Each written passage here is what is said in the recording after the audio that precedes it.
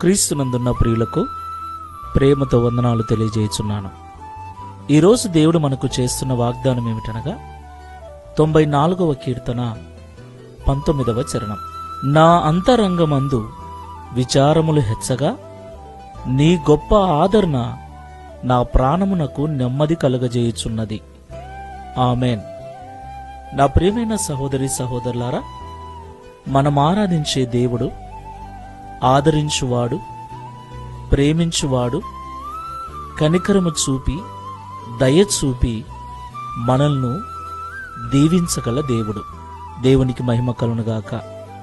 అవును ప్రియులారా, అందరి చేత త్రోసివేయబడి చిన్న పిల్లాడితో అరణ్యాల పాలైన హాగరును ఆదరించిన దేవుడు, సొంత అన్నల చేత హింసింపబడి అమ్మివేయబడిన యోసేపును ఆదరించినటువంటి దేవుడు, దేవుని దర్శనము కోల్పోయి పాపానికి బానిసై ప్రాణము విసిగిన స్థితిలో, ఓడిపోయిన స్థితిలో సంసోనును ఆదరించిన వాడు మనం ఆరాధిస్తున్న దేవుడు.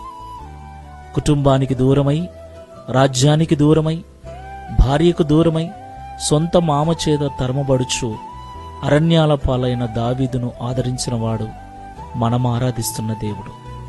ఇలాగ పరిశుద్ధ గ్రంథములో ఎంతో మందిని ఆదరించిన దేవుడు నిన్ను నన్ను ఆదరించుటకు, మన ప్రాణములకు నెమ్మది కలుగచేయుటకు సిద్ధ మనస్సు కలిగినవాడు.